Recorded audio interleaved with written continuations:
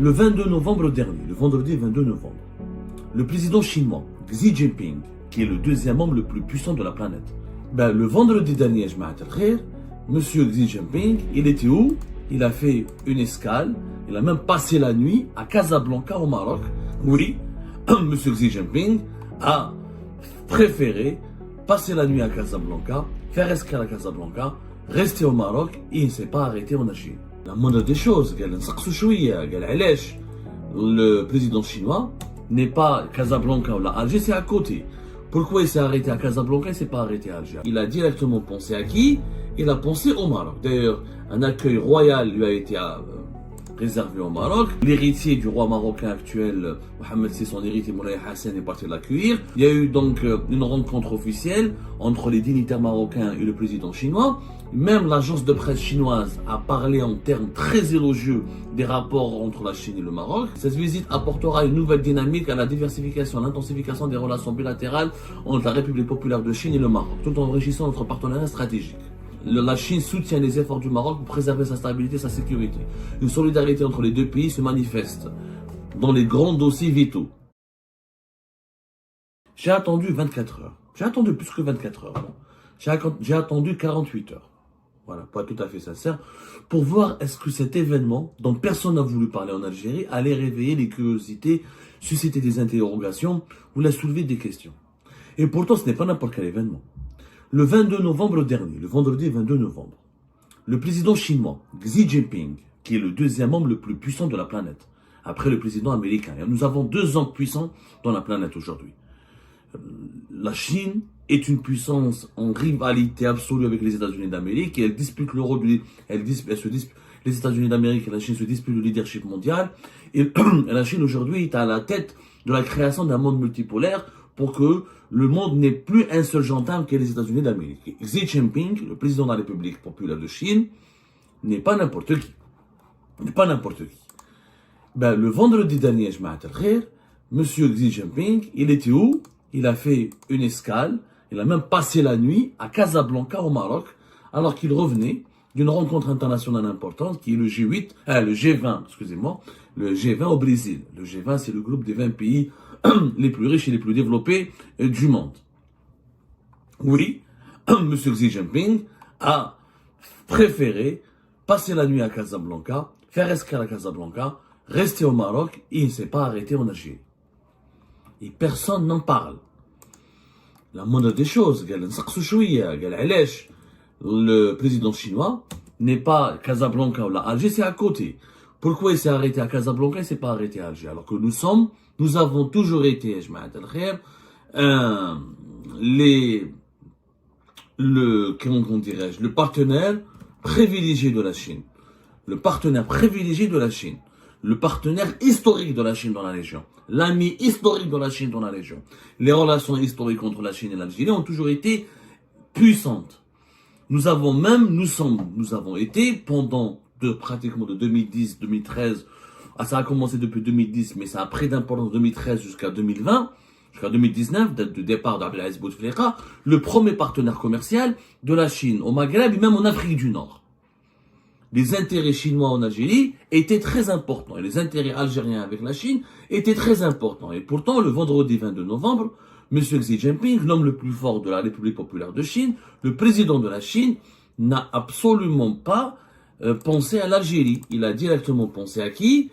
Il a pensé au Maroc. D'ailleurs, un accueil royal lui a été réservé au Maroc. Donc, il est revenu, il a participé donc aux travaux du G20 au Brésil. Il fait une escale, concéder les camps techniques à Casablanca, mais l'héritier du roi marocain actuel, Mohamed VI, son héritier Moulay Hassan, est parti l'accueillir. Le chef du gouvernement marocain est parti l'accueillir. Les Marocains en ont bien profité, je parle de Aziz Khanouch. Il y a eu donc une rencontre officielle entre les dignitaires marocains et le président chinois. Même l'agence de presse chinoise a parlé en termes très élogieux des rapports entre la Chine et le Maroc. Je cite, le président chinois, selon l'agence de presse officielle chinoise, a appelé un plus grand développement du partenariat stratégique Chine-Afrique. Le chef d'État chinois a salué, il a passé la nuit sur place, donc, avant de quitter le pays vendredi après-midi. Donc, le jeudi soir, Il a passé la nuit, donc apparemment du jeudi au vendredi. Vendredi après-midi, il est parti. C'est une visite express, mais qui, nous les Algériens et les Algériens, devraient nous interroger. Cet événement il s'est déroulé sans aucune réaction algérienne. Et pourtant, on devrait se poser la question. Ou alors Xi Jinping n'a pas préféré passer la nuit à Alger ou la s'arrêter à Alger, alors que l'Algérie, sur le papier, durant ces 10 dernières années, en tout cas jusqu'à l'époque de 2010 jusqu'à 2019, jusqu'à l'époque de Bouteflika, était notre partenaire et notre allié historique. Je rappelle que pour la Chine, l'Algérie, c'était pas n'importe quoi. Je rappelle que le pays qui a milité, qui a mis tous ses moyens et qui a obtenu d'importants résultats en octobre 71 pour permettre à la Chine de réintégrer l'ONU, l'Organisation des Nations Unies, et pour éjecter Taïwan, à l'époque qui était elle la représentante de la Chine, c'était l'Algérie. L'Algérie et l'Albanie, on les appelait les deux A, à l'époque de Moumoudine Bouteflika notamment. Ils ont fait un travail de lobbying extrêmement important pour pousser et inciter les pays africains et même les grandes puissances à œuvrer pour le retour de la Chine. Pour le retour de la Chine au sein de l'Organisation des Nations Unies. Mao Tse-tung à l'époque, ce sont les amis africains qui nous ont portés dans l'ONU. Et il a fait référence notamment, pas aux Marocains, pas aux Tunisiens, c'était essentiellement les Algériens. Il ne voulait pas dire les amis algériens. Mais c'était l'Algérie qui était à la tête de file de ces pays africains avec l'Albanie pour permettre à la Chine de retrouver sa place au sein des grandes nations. Et la Chine a toujours été reconnaissante à l'égard de l'Algérie. Les relations stratégiques à l'époque de Bouteflika, plusieurs visites importantes, plusieurs investissements importants. On va parler des chiffres. On va parler des chiffres dans un instant. Mais avant, savez-vous quelle était la dernière fois où un haut responsable chinois a visité l'Algérie? C'était quand la dernière fois où un haut responsable chinois a visité l'Algérie? C'était en janvier 2024. C'était le vice-premier ministre chinois. Le vice-premier ministre. Le vice-premier ministre du Conseil des affaires d'État de la République populaire de Chine. Liu Guangzhong. Depuis, l'ambassadeur chinois, celui qui était ambassadeur, la dernière rencontre entre un responsable chinois et un responsable algérien, c'était Abdelmajid Tebboune, le chef de l'État algérien, qui a reçu donc l'ambassadeur de Chine, qui était en fin de mission, monsieur Li Jian. Il lui a rendu une visite après une visite d'adieu au terme de la fin de sa mission. Il part et quitter l'Algérie. D'ailleurs, l'audience s'est déroulée en présence du directeur du cabinet de la présidence, Boualem Boualem. C'était le 7 octobre 2024. Et depuis, où sont les projets chinois en Algérie? Où sont les fameux investissements dont avait parlé Abdelmajid Tebboune quand elle a fait une visite fin juillet 2023 en Chine, que les Chinois vont investir 36 milliards de dollars. Où est-ce les 36 milliards de dollars dont M. Tebboune avait parlé à l'époque? Mais je fais Par contre, en 2024, le président de la République populaire de Chine, M. Xi Jinping, a préféré s'arrêter à Casablanca, au Maroc, rencontrer les dignitaires et les dirigeants marocains, et n'a pas pensé à l'Algérie. Ce n'est pas un événement anodin, puisque quand je vois ce que l'ambassadeur de Chine au Maroc, comment il a visité, ce qu'il a dit l'ambassadeur chinois au Maroc, monsieur Li Shanglin. Qu'est-ce qu'il a dit à propos de cette visite? Cette visite apportera une nouvelle dynamique à la diversification, à l'intensification des relations bilatérales entre la République populaire de Chine et le Maroc, tout en enrichissant notre partenariat stratégique. Notre pays, la Chine soutient les efforts du Maroc pour préserver sa stabilité et sa sécurité. Une solidarité entre les deux pays se manifeste dans les grands dossiers vitaux. L'ambassadeur de Chine n'a pas tari. C'est-à-dire, c'est l'ambassadeur de Chine qui parle, qui révèle un petit peu les enjeux de cette rencontre importante, de cette visite importante du président. C'est pas un ministre, c'est pas un vice-premier ministre, c'est pas le ministre des Affaires étrangères, c'est le président de la République. C'est comme si Donald Trump demain va venir en Algérie. Xi Jinping, c'est l'équivalent de Donald Trump, mais il est venu au Maroc, il n'est pas venu en Algérie. Et d'après le même ambassadeur de Chine au Maroc, cette visite a permis de réaffirmer la volonté de multiplier les échanges culturels entre les deux nations. Les autorités marocaines expriment un grand intérêt pour la langue chinoise. Il y a des liens importants depuis l'arrivée de Tebboune en Algérie. Force est de constater, vous n'allez pas me je vais vous donner les chiffres. Je parle avec les chiffres. Depuis l'arrivée de Tebboune en Algérie, la Chine s'éloigne de l'Algérie, se rapproche du Maroc. Nous n'avons jamais eu une période aussi creuse, aussi vide, aussi inquiétante dans nos relations avec la Chine que depuis l'arrivée de Tebboune. En compte des chiffres, les investissements chinois au Maroc. Alors, les échanges économiques entre le Maroc et la Chine depuis 2023 ont frôlé la barre de 8 milliards de dollars. L'Algérie en 2023, c'était presque 10 milliards de dollars. Auparavant, les échanges économiques entre la Chine et le Maroc étaient entre 3 et 4 milliards de dollars. Avant 2019, 2018, 2017. Là, elles n'ont pas cessé d'augmenter jusqu'à doubler pour atteindre les 8 milliards de dollars. Depuis 2013, les échanges économiques de l'Algérie avec la Chine, c'est toujours été 10 milliards de dollars, entre 9 et 10. C'est resté stable. Avec Tebboune, ça a chuté en 2021, en 2022, ça a remonté un petit peu en 2023 pour reprendre le même niveau qui a été laissé par le régime de Bouteflika en 2013. À ce rythme-là, le Maroc va devenir bientôt, si la croissance des relations, la croissance des échanges économiques entre le Maroc et la Chine est maintenue, le Maroc va devenir bientôt le premier partenaire commercial de la Chine à la place de l'Algérie, notre pays. Et pourtant, les relations historiques sont beaucoup plus importantes et politiques sont beaucoup plus importantes avec l'Algérie qu'avec le Maroc. Depuis la guerre froide jusqu'aux années 2000, l'Algérie a soutenu l'Algérie et la Chine et avaient les mêmes positions, les mêmes valeurs dans les plus grands dossiers économiques et les plus grands dossiers politiques et géopolitiques et diplomatiques. Un chiffre important. Je fous la différence entre l'époque de Bouteflika et l'époque de, comment on appelle ça, de M. Tebboune. À l'époque de Bouteflika, il faut savoir que les investissements entre 2005, les investissements chinois au Maroc entre 2005 et 2020 étaient uniquement de 3 milliards de dollars. On parle d'investissement dans dans la catégorie des investissements parce que les Chinois, ils prennent des marchés et en fait, les Chinois, ils associent investissement et marché en même temps. Investissement, c'est-à-dire ce sont les marchés qui ont été réalisés par les entreprises chinoises dans le pays. C'est pas les investissements directs qui sont créateurs de richesse. Ce sont aussi des marchés que les Chinois ont remportés pour empocher de l'argent, pour réaliser des infrastructures, pour faire des projets de développement communs avec le pays hôte. Donc les projets chinois les projets réalisés par les entreprises chinoises ou par la Chine entre 2005 et 2020, au Maroc, il y a 3 milliards de dollars. Entre 2005 et 2020 en Algérie, la Chine a pris pour 24 milliards de dollars de marché. Il y a eu des projets pour 24 milliards de dollars pour les entreprises chinoises. Donc nous avons toujours été le privilège. C'est pour ça que nous avons la différence.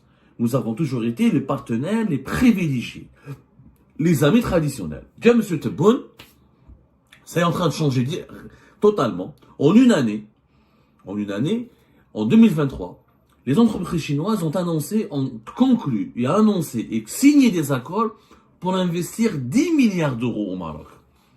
En 2023. 2020, année durant laquelle M. Tebboune est parti pourtant en Chine. Il est parti à Pékin, il est parti à Shenzhen. La Chine va investir 36 milliards de dollars. Mais je fais des accords. On n'a vu aucun accord. On n'a vu qu'un seul accord dans l'industrie ferroviaire. Oui, les Chinois vont construire du fer, etc., des équipements pour l'industrie ferroviaire. Mais on n'a rien vu encore.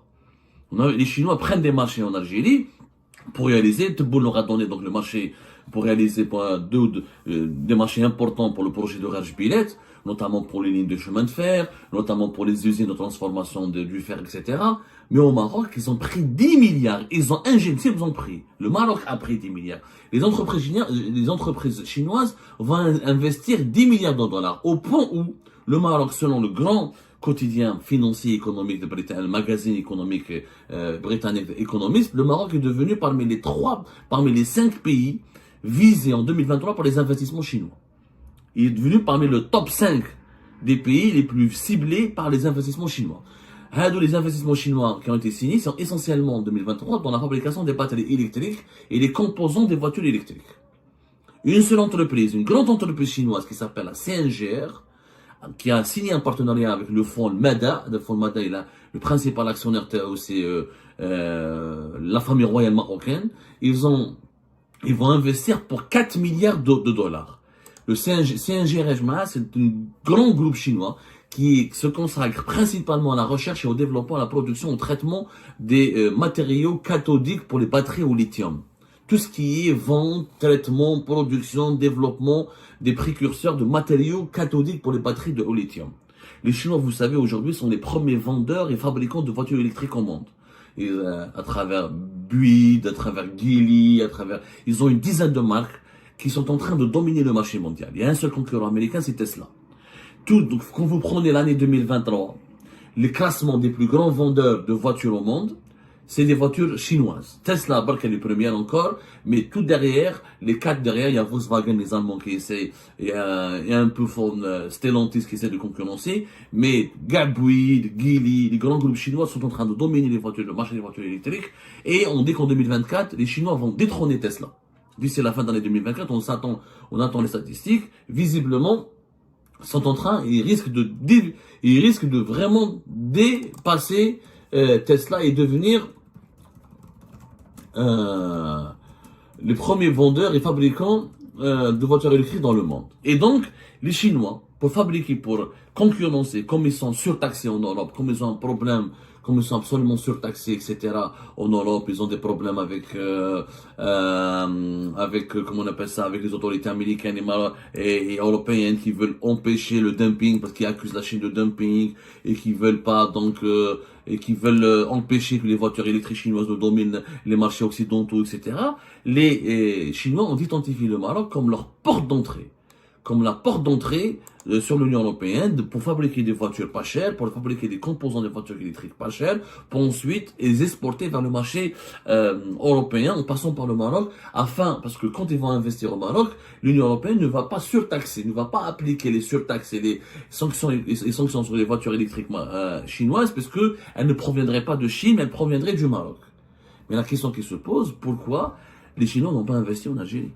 Pourquoi de les 10 milliards de dollars, plus 10 milliards d'euros, donc presque 11 milliards de dollars, n'ont pas été investis en Algérie? Pourquoi une entreprise comme CNGR ou la BUID, par exemple, n'ont pas décidé d'investir en Algérie? Et on ne se pose pas ce genre de questions. Rana Yajma'a dans une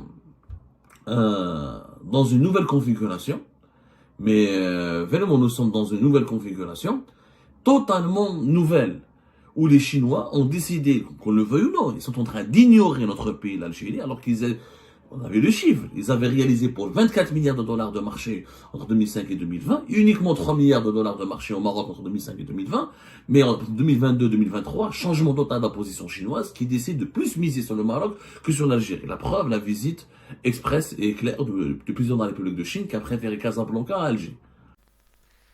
Et ben voilà les amis, c'était ça. Je vous remercie comme d'habitude pour avoir suivi la vidéo jusqu'à la fin. N'oubliez pas de nous laisser vos commentaires, vos réactions autour du sujet et de vous abonner à la chaîne si vous n'êtes pas encore abonné. Je tiens à vous remercier aussi pour votre soutien à notre chaîne, pour vos encouragements, pour vos commentaires aussi nombreux et diversifiés. Je tiens aussi à remercier nos abonnés et les personnes qui nous suivent régulièrement. Sans vous, ça n'aurait pas été possible. Donc voilà, merci encore une fois et à la prochaine dans une nouvelle vidéo. Au revoir.